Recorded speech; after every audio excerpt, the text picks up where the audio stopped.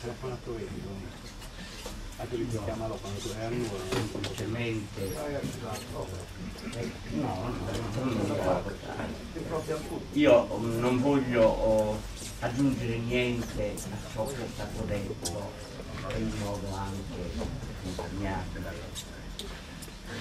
Voglio solo ricordare minimamente Nino, sempre nel lavoro come carissimo, come grandissimo cittadino da onorare, da limitare.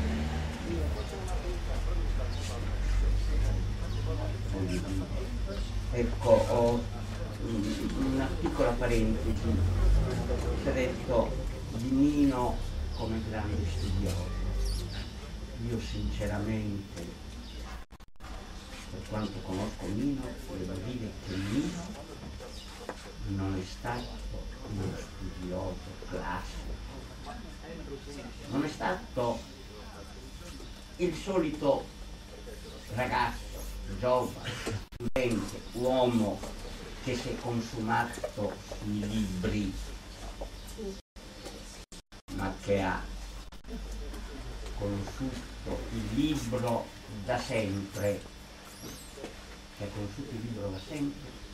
stato un lettore profondissimo, che ha fatto tesoro di tutto quello che ha visto, letto, sentito, in un modo tutto particolare.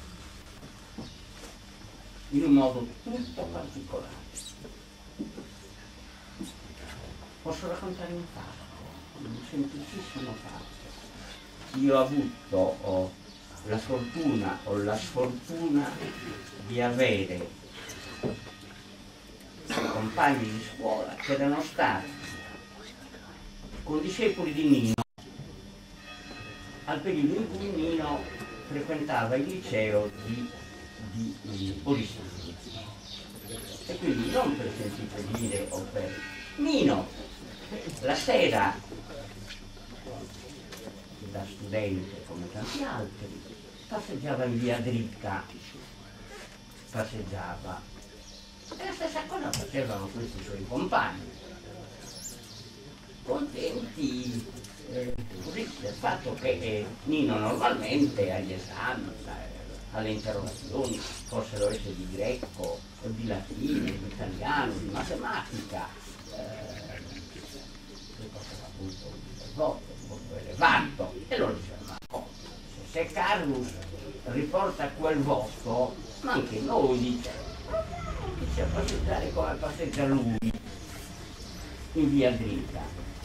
Tornavano anche più tardi a casa. Nino la mattina successiva sapeva il fatto suo e i professori avevano una stima enorme di Nino, sicuramente moglie naturalissima Clotilde conserverà anche le lettere che i docenti di Nino inviavano periodicamente, invitandola a fare questo, a fare quell'altro, perché avrebbe potuto fare e svolgere nella propria attività, nella propria vita, qualsiasi mansione. E quelli all'interrogazione prendevano al massimo 2, 3, se non facevano cena muta, e lui si allontanava dalla cattedra con 9 e 10, qualche volta anche senza voto, ma con lodi spiccati, da professori che erano degli insegnanti bravissimi. Questo così. Per lui lo studio era un gioco, e questo me lo ha detto tante volte. Quando io qualche volta mi lamentavo, mi diceva: ma no, ma è un gioco, è un divertimento. E aveva ragione. E per lui era un grandissimo divertimento. Le passeggiate notturne terminavano per tutti, noi ragazzi, noi studenti, terminavano sicuramente con l'addormentarsi saporosamente. Per Nino no, perché era anche riposava anche poco. Non so se poi nella sua vita d'adulto abbia conservato, ma riposava poco, pochissimo. E beh, se lui il giorno dopo fosse andato a sostenere gli esami di medicina, lui neolaureato in legge, fosse andato a sostenere gli esami di medicina e i tomi sui quali studiava la sorella, che era bravissima,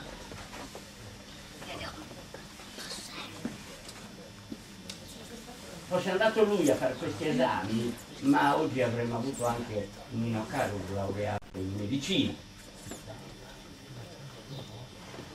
Perché sapeva di tutto, ma sapeva come si innestava un pelo e come si faceva una fotografia. Io conservo fotografie fatte da lui, sì. Io non so come facesse. Ecco. Io non voglio dire altro, non voglio giudicarmi, voglio solo dire una cosa, appunto. Dio l'ho eletto a vivere la vita che ha vissuto, ad essere un profondo umanista, un profondo conoscitore della scienza economica, di qualsiasi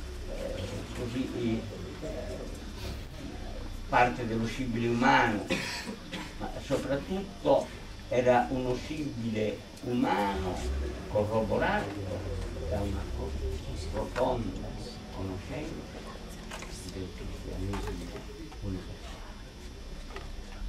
che viveva in lui. Non era qualche cosa di artificio, ma era una cosa di innata. Era una cosa di solo voglio augurare a tutti noi poter essere un suo imitatore, che il Signore appunto che lo ha eletto per la sua missione terrena, che è stata una missione grandissima e che oggi lo sta conservando e custodendo nella sua stima, voglia bene a noi tutti quanto riguarda la vita mia, voglia bene a noi tutti quanto bene a Nino, nel caso del sommario, nel caso della storia, appunto nel vivere una vita veramente ricca di mille cose e di tanti insegnamenti.